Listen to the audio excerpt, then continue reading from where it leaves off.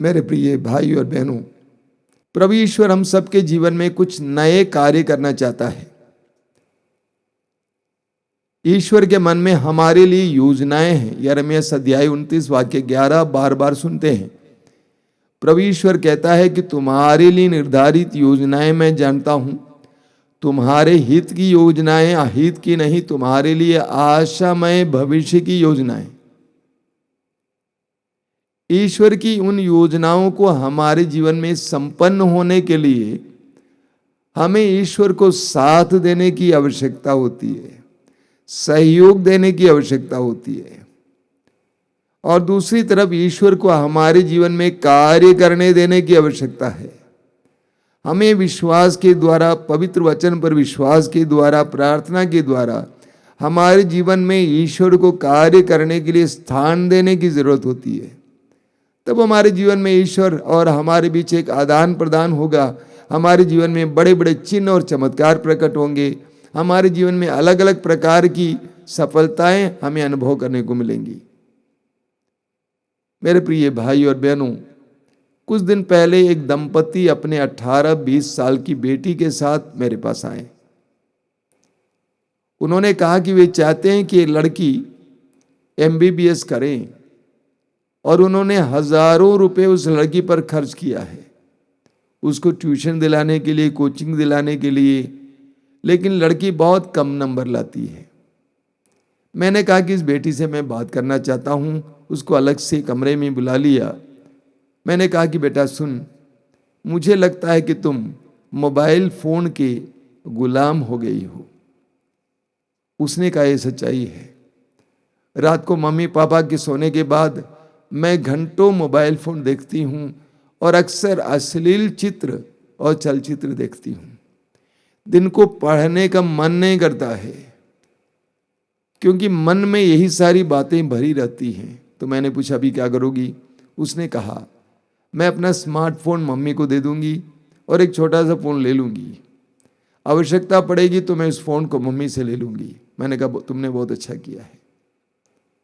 मेरे प्रिय भाई और बहनों, आधुनिक युग में हमें बहुत सारे ऐसी वस्तुएं मिली हैं जो हमारे लिए बहुत लाभदायक है। सबसे पहले हम ईश्वर को धन्यवाद दें कि ईश्वर ने हमें बुद्धि दी, हमें रचनात्मकता दी, हम मनुष्यों को खोज करने की शक्ति दी, ताकत दी और इच्छा प्रदान की। जरा सोचिए पुरातन मनुष्य के बारे में। पुराने जमाने में इंसान कैसा था, मनुष्य कैसा था? नंगे रहते थे, फल फूल खाते थे, गुफाओं में रहते थे। 100 साल पुरानी तस्वीरें उठा के देखिए। 100 साल पहले इंसान कहां था, आज इंसान कहां पहुंच गया है। मनुष्य ने अपनी आंखें आसमान पर गाड़ रखी है। तकनीकी विकास कहां से कहां तक पहुंच गया है। अविश्वसनीय बातें आज हो रही हैं। आज लाखों वैज्ञानिक विभिन्न क्षेत्रों में नए नए आविष्कार करने के लिए बैठे हुए हैं। लाखों लाखों वैज्ञानिक। आधुनिक युग के बहुत सारे दानों में एक दान है मोबाइल फोन और इंटरनेट। मोबाइल फोन और इंटरनेट। कुछ साल पहले तक अक्सर टेलीफोन कुछ अमीर लोगों के घरों पे होते थे, या तो टेलीफोन करना होता था तो हमें पब्लिक बूथ पे जाना पड़ता था। उस समय हम लोग सोचते थे काश हमें एक ऐसी चीज मिल जाती ताकि हम जहां चाहे वहां से फोन कर सके। ऐसी चीज मिल भी गई। हमारे लिए कितने आह्लाद की बात है, कितने आनंद की बात थी जब मोबाइल फोन आया। अब कुछ दिन के बाद हमने सोचा भाई जिससे बात कर रहे हैं काश उसको देख भी सकते, और वो भी हो गया। देखकर हम बात कर सकते हैं। कितना फर्क आया है। और आज के युग की ये पहचान हो गई है मोबाइल फोन। मुझे लगता है कि हर 5वें इंसान के हाथ में हमारे भारत में मोबाइल फोन है। और आजकल विशेष करके छात्र छात्राएं बिना स्मार्टफोन के पढ़ने के लिए जा नहीं सकते हैं। स्मार्टफोन में बहुत सारे इंफॉर्मेशंस मिलते रहते हैं, लेकिन यही मोबाइल फोन हमारे लिए बहुत फायदेमंद है, लेकिन बहुत नुकसानदायक भी हो सकता है। इस पर हम लोग मनन चिंतन करेंगे। मोबाइल फोन के क्या क्या फायदे हैं, इसको मैं यहां गिन नहीं सकता हूं, असंख्य फायदे हैं। सबसे पहले, संपर्क के लिए कितना सुंदर माध्यम है। कहीं से भी किसी से भी संपर्क किया जा सकता है, अगर वहां पर नेट की व्यवस्था हो तो। संपर्क के लिए इतना सुंदर उपाय हमें मिला है। पहले हम लोग चिट्ठियां लिखते थे, आजकल टेलीफोन के द्वारा ही सारे मैसेज भेजे जाते हैं, किताबें भेजी जाती हैं। ऑनलाइन का जमाना है, हर चीज ऑनलाइन में आ जाती है। ऑनलाइन के द्वारा खाता खोलना, पैसा निकालना, पैसा एक्सचेंज करना, अगर कोई कहीं खो गया है तो मोबाइल के द्वारा पता लगाना, और विशेष करके आजकल अपराधियों को पता लगाने के लिए मोबाइल फोन नंबर 1 माध्यम बना हुआ है। जहां अपराधी वहां मोबाइल फोन कहां था उसके बारे में पता लग जाता है। मोबाइल फोन और नेट जानकारियों का एक अथाह समुद्र है। हर बात के बारे में जानकारी, भाषा की जानकारी। और आजकल हम देखते हैं कि मोबाइल फोन के द्वारा करोड़ों लोगों के जीवन में आध्यात्मिक जागृति आ रही है। करोड़ों लोगों के जीवन में आध्यात्मिक ज्ञान प्राप्त कर रहे हैं, आध्यात्मिक अनुभूति प्राप्त कर रहे हैं, चंगाई प्राप्त करते हैं, जीवन परिवर्तन होता है। कितना सुंदर माध्यम है, कितना सुंदर आविष्कार है। हमारा चैनल बहुत छोटा चैनल है, मातृधाम आश्रम चैनल। हमारे ही चैनल में हर रोज कम से कम 50,000 व्यूज होते हैं, यानी हजारों लोग हमारे साथ जुड़े हुए हैं, आध्यात्मिक धारा में बह रहे हैं। कुछ साल पहले मैं मंगलोर में एक सभा करने गया हुआ था, काफी प्रचार होता है वहां पे, और प्रचार में मेरी भी तस्वीर थी। एक व्यक्ति ने, बस में बैठे हुए एक व्यक्ति ने देखा मेरी तस्वीर और पता लगाया कि कहाँ पे सभा हो रही है, मुझे ढूंढ कर आ गए। शाम को सभा होती थी, सुबह के समय लोग आते थे प्रार्थना के लिए। ये भाई भी कमरे में आए, उन्होंने कहा कि मुझे प्रार्थना नहीं चाहिए, लेकिन मैं आपको धन्यवाद देने आया हूं। मैंने कहा भाई मैं तो आपको पहली बार मिल रहा हूं, धन्यवाद की कौन सी बात रही।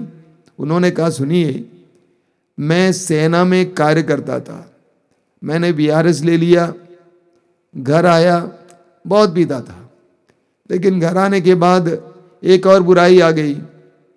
मेरे अंदर नारियों के प्रति बहुत ज़्यादा लगाव आ गया, गलत रिश्ते रखने लगे, परिवार वाले बहुत परेशान थे। ऐसे में एक दिन मैंने अपने मोबाइल में देखा, आपका प्रवचन सुना। मुझे लगा कि एक क्रिश्चियन प्रोग्राम है, क्योंकि मैं स्वयं क्रिश्चियन हूँ, इसीलिए सारे प्रवचनों को उन दिनों में जी जागरण टीवी में कार्यक्रम देता था, मोबाइल में नहीं। उसको हमने YouTube में डाउनलोड किया था, और उन्होंने देखा, एक उनको अच्छा लगा, दूसरा सुना अच्छा लगा, उन्होंने सारे प्रवचनों को अपने मोबाइल में डाउनलोड कर लिया। उन्होंने मुझे दिखाया कि देखिए आपके प्रवचन यहाँ पे हैं। एक के बाद एक प्रवचन सुनते गए हेडफोन लगाकर। उन्होंने कहा कि मैं आपको बताना चाहता हूं, 1 साल से मैंने दारू नहीं छुआ है। एक छोटी सी चीज है मोबाइल फोन, लेकिन उसके जरिए कितने लोगों की जिंदगियां बदल जाती हैं। लेकिन दुर्भाग्य की बात है, इस मोबाइल फोन को भी शैतान विनाश के लिए इस्तेमाल करता है। एक तरफ उसके बहुत सारे फायदे हैं, लेकिन दूसरी तरफ बहुत सारे नुकसान हैं। एक तरफ वो आशीष का माध्यम है, लेकिन दूसरी तरफ वो अभिशाप का भी माध्यम बनता जा रहा है। ये शैतान का काम है। उत्पत्ति ग्रंथ में पढ़ते हैं कि ईश्वर ने एक सुंदर बगान का सृजन किया, आदन बगान, और आदम और हेवा को वहां रखा, उनको पूर्ण अधिकार दिया उस पर। लेकिन उसी सुंदर अदन बगान में शैतान सांप के रूप में आता है और सब कुछ बिगाड़ देता है। और यही आज देखने को मिलता है, जब नए नए आविष्कार होते हैं हम कितने आनंदित होते हैं, लेकिन उन आविष्कारों को शैतान अपने वश में कर लेता है, अपने चंगुल में कर लेता है और विनाश के लिए उसको माध्यम बना देता है। आज मोबाइल फोन भी विनाश के लिए, पतन के लिए कारण बना हुआ है। हम इस पर मनन चिंतन करेंगे इस प्रवचन के समय। मोबाइल फोन के द्वारा हमारे जीवन में क्या क्या विनाश की बातें आ सकती हैं। सबसे पहले मैं देखता हूं मोबाइल फोन के कारण लोग पैसिव हो रहे हैं, यानी निष्क्रिय होते जा रहे हैं। हमारे बचपन में हम बच्चे खेलते थे, एक साथ गाते थे, नाटक करते थे, हमारे अंदर प्रतिभाएं बढ़ती थी। लेकिन आजकल हम देखते हैं कि लोग बहुत ज्यादा निष्क्रिय होते जा रहे हैं, बस देखते जा रहे हैं, देखते जा रहे हैं, देखते जा रहे हैं। इंसान को निष्क्रिय बना देता है। दूसरी बात, मोबाइल फोन आज मैं देखता हूं कि इंसान को एक दूसरे से दूर करता है। पति को पत्नी से दूर करता है, पत्नी को पति से, माँ बाप को बच्चों से, बच्चे आपस में भाई बहन, बहन बहन। पत्नी कुछ बोल रही है लेकिन पति मोबाइल में खोया हुआ है, वो सुन नहीं रहा है। पति कुछ बोल रहा है लेकिन पत्नी मोबाइल में खो गई है, वो सुन नहीं रही है। बच्चे भी आपस में इसी तरह, माँ बच्चों से कुछ कहती है लेकिन बच्चे सुनने को तैयार नहीं है। बच्चे मोबाइल में खोए हुए हैं, कहते हैं मम्मी डिस्टर्ब मत कीजिए, आप क्यों तंग करती हैं। इतने बड़े घर पे इतने सारे लोग हैं लेकिन कुछ बच्चे अपने अपने मोबाइल में खोए हुए दूसरी दुनिया में हैं। परिवार के लोगों के साथ कोई रिश्ता ही नहीं है। पति पत्नी एक ही पलंग पर लेटे हैं लेकिन पति मोबाइल देख रहा है या पत्नी मोबाइल देख रही है। तो इस तरह मैं देखता हूं कि कैसे मोबाइल एक दूसरे से दूर करता है। लोग कहते हैं कि मोबाइल के द्वारा सारी दुनिया छोटी हो गई है, लेकिन सच्चाई तो यह है कि मोबाइल के द्वारा लोगों की दुनियाएं छोटी हो गई हैं। तीसरी बात यह है कि कैसे मोबाइल में लोग समय बर्बाद करते हैं, घंटों मोबाइल देखते रहते हैं।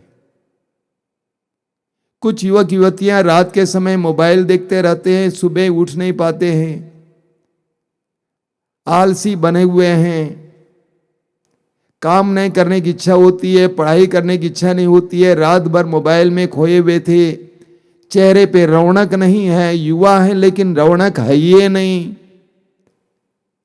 चिड़चिड़ापन है, छोटी छोटी बातों में गुस्सा करने लगते हैं, उनके अंदर हीन भावना आ जाती है, उनके अंदर दोष भावना आ जाती है। कहा जाता है बाकी सब चला जाए तो वापस आ सकता है, लेकिन जो समय जाएगा वापस नहीं आता है। हर पल जो गुजर जाता वापस नहीं आता है। इंटरनेट है, नेट है। नेट को हिंदी में जाल कहते हैं। वास्तव में नेट जाल है, जंजाल है, माया जाल है।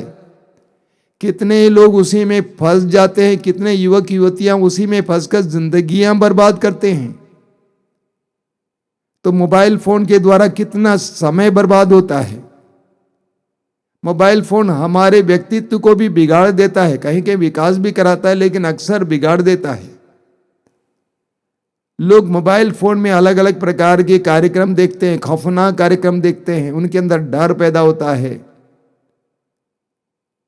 अच्छे बुरे विचारों को सुनाया जाता उसको ग्रहण करते हैं, उनके अंदर कई प्रकार की बातें आ जाती हैं, गलत गलत शिक्षाएं मिलती हैं, गंदी शिक्षाएं मिलती हैं। युवक युवतियां आज भ्रमित हैं, उन्हें नहीं मालूम क्या सही है क्या गलत है। चाहे वो धर्म हो, राजनीति हो, किसी भी क्षेत्र में गलत गलत सही सही सब कुछ मिश्रित है। भ्रम पैदा हो जाता है, मन बुद्धि भ्रष्ट हो जाती है, बुद्धि बिल्कुल भ्रष्ट हो जाती है और व्यक्तित्व बिगड़ जाता है। मैं इस समय जब बोल रहा हूं मेरे सामने बहुत सारे उदाहरण हैं। दूर से एक जवान लड़के को यहां पे लाया गया, पोस्ट ग्रेजुएशन की पढ़ाई कर रहा था, बहुत अच्छा लड़का था, पढ़ने में तेज था, लेकिन आज वो मोबाइल का शिकार बन गया है, जिसके कारण वो बहुत ज्यादा इंट्रोवर्ट बन गया है। मतलब अंतर्मुखी बन गया है, खोया खोया सा रहता है, बात तक नहीं करना चाहता है। देखिए इतना अच्छी तरह पढ़ने वाला लड़का है, मोबाइल में खो गया, उसको यहाँ पे रखा गया, उसका चाचा लेके आया था। 3-4 रोज के लिए मोबाइल उसके हाथ से लेना कितनी कठिन बात थी। वो मोबाइल देने को तैयार नहीं था। एक पत्रिका में मैं पढ़ रहा था एक जवान लड़के के बारे में, बहुत अच्छा लड़का था, सामाजिक था, बहुत काम करता था, सब जगह पहुंच जाता था। अचानक वो बहुत ज़्यादा अंतर्मुखी होता जा रहा था, इंट्रोवर्ट, बात नहीं करना, चिड़चिड़ापन। बातचीत के दौरान पता चला कि वो मोबाइल में खो गया है और वो भी बहुत ज़्यादा अश्लील चित्र और चलचित्र देखने लगा है। उसके अंदर हीन भावना, दोष भावना आ गई है। बाहर आने की इच्छा नहीं है, लोगों से मिलने की इच्छा नहीं है, अकेले में खोया खोया रहता है। एक बहन अक्सर बोला करती है कि मेरा बेटा पागल जैसा हो गया है, रात भर मोबाइल में खोया रहता, दिन को इतना चिल्लाता है, चीखता है, मारता पीटता है। कई युवक युवतियों को मोबाइल एडिक्शन हो जाता है, लत हो जाती है और वे मानसिक रोगी हो जाते हैं। हमारे आश्रय में कई मानसिक रोगी आए, उनमें से कुछ लोग बोलते थे मोबाइल दीजिए, मोबाइल दीजिए, मोबाइल दीजिए। मानसिक रोगी हो जाते हैं। वही कितनी सुंदर चीज है मोबाइल फोन, लेकिन वही चीज हमारे लिए कितना पतन और विनाश का कारण बन सकता है। अगली बात है कि लोगों के अंदर अश्लीलता और वासना की आग सुलगाता है। मोबाइल फोन में हर तरह की चित्र और चलचित्र प्राप्त हैं। बहुत सारे युवक युवतियां, विशेष करके मैंने देखा है, अश्लील चित्र और चलचित्र के शिकार बनते हैं। कोरोना काल में 13 साल की एक बेटी ने फोन किया, कहा कि स्वामी जी मेरे लिए प्रार्थना कीजिए। उन दिनों स्मार्टफोन के जरिए ऑनलाइन टीचिंग होता था, ऑनलाइन स्टडी होता था। उसने कहा कि मम्मी पापा चले जाते हैं काम पे और मैं अकेली रहती हूँ घर पे। पढ़ने के बाद मैं इन सारी चीज़ों में खोई रहती हूँ और मेरे दिमाग में सारी बातें आ जाती हैं। एक युवक ने मुझसे कहा कि आप मेरे लिए प्रार्थना कीजिए, मेरे दिमाग में ये सारी बातें हैं, क्योंकि मैं देखते रहता था। आज मैं अपनी माँ और बहनों को भी उसी दृष्टि से देखता हूँ, लैंगिकता की दृष्टि से देखता हूँ। सोचिए 15 साल की एक लड़की अपने घर से बार बार चली जाती है, किसी न किसी लड़के के साथ रहती है। कितनी दर्दनाक कहानियां आजकल सुनने को मिलती है। 3 साल की बच्ची के साथ बलात्कार होता है। सोचिए, अश्लील चित्र और चलचित्र देखने से युवक युवतियों में, पुरुषों में, विशेष करके पुरुषों में और युवकों में बहुत ज्यादा वासना की आग सुलग जाती है। उनके अंदर वासना की भूख पैदा हो जाती है। उसको तृप्त करने के लिए न जाने वे क्या क्या करते हैं, पशु तुल्य कार्य करते हैं। 3 साल की बच्ची के साथ बलात्कार करना, सोचिए। प्रभु यीशु ने कहा मत्ती के समाचार के अध्याय 6 वाक्य 22 और 23 में, तुम्हारी आंख तुम्हारे शरीर का दीपक है। आंख सही है तो तुम्हारे सारे शरीर में प्रकाश होगा। अगर आंख खराब है तो सारा शरीर अंधकार में हो जाएगा। वही मोबाइल जिसके द्वारा हमें अच्छी अच्छी उपलब्धियां मिलती हैं, उसके द्वारा हमारी जिंदगी भी बर्बाद हो सकती है। मैं कई लोगों से मिला हूं जो मोबाइल के द्वारा पैसा बर्बाद किए हैं।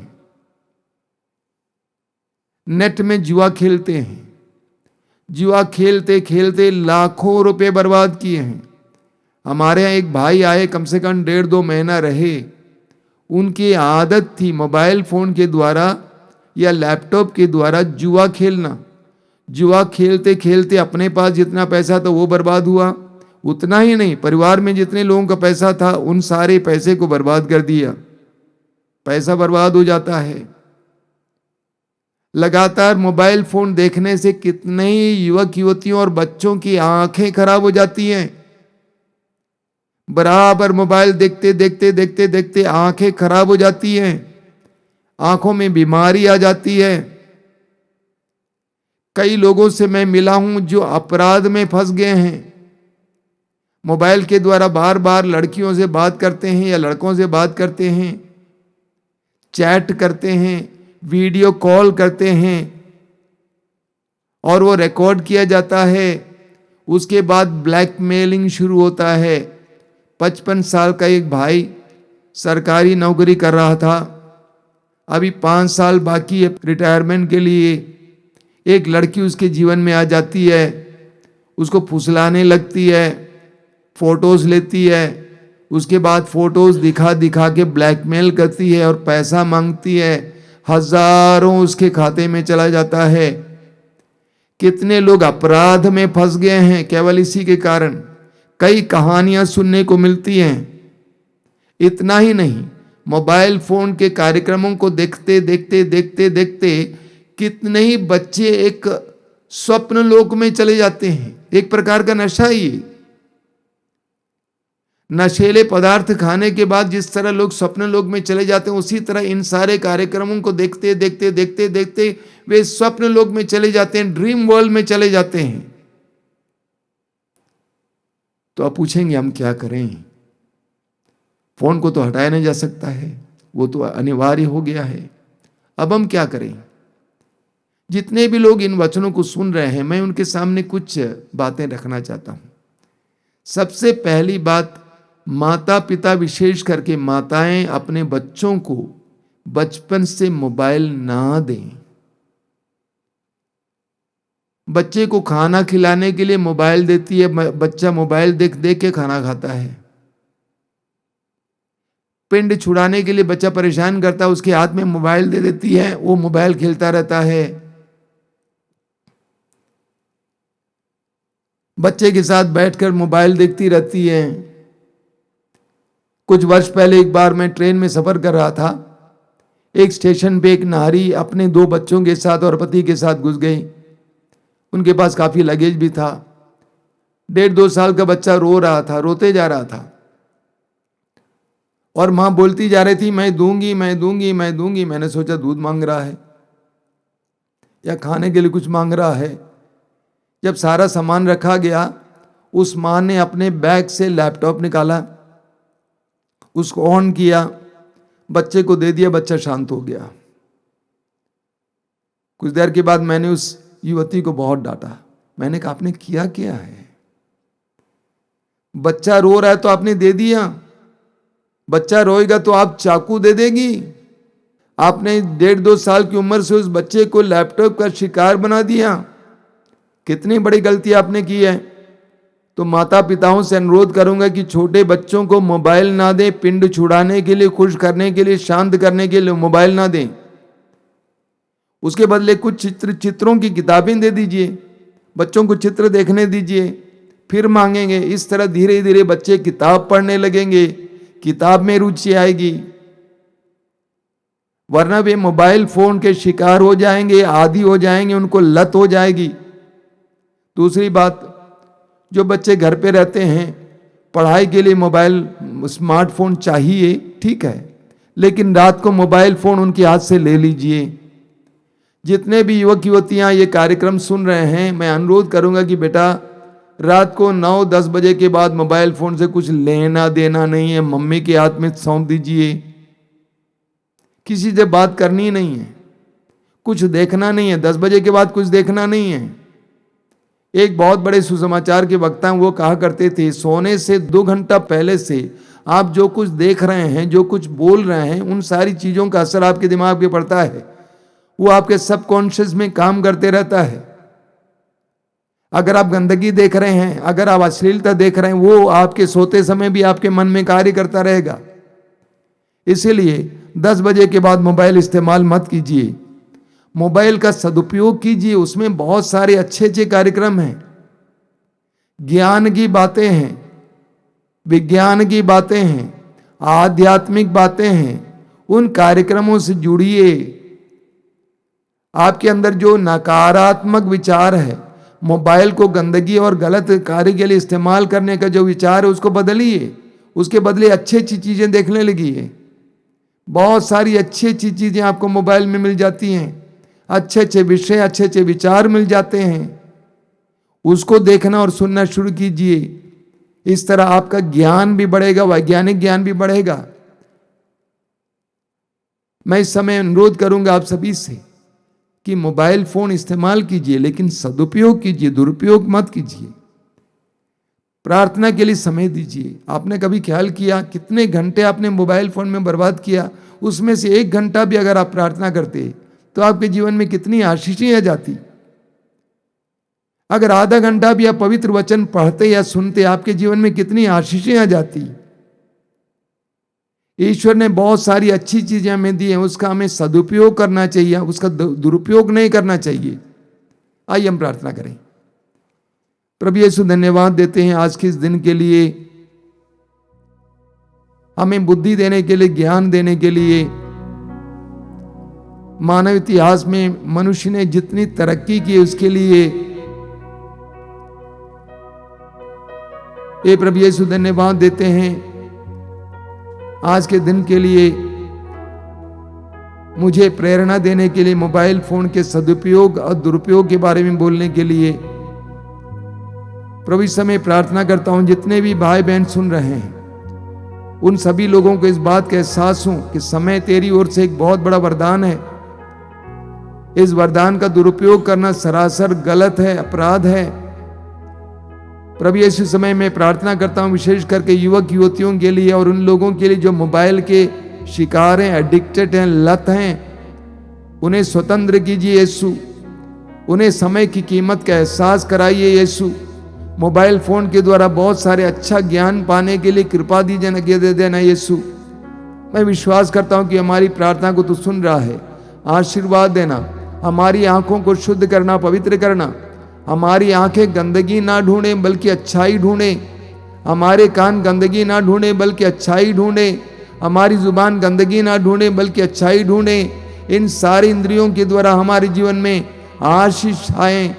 हमें हमारे जीवन सुखमय बनाने के लिए, सफल बनाने के लिए इंद्रिय हमारी मदद करें। हमारी इस प्रार्थना को ग्रहण कर प्रभु यीशु। धन्यवाद, तेरी स्तुति, तेरी आराधना।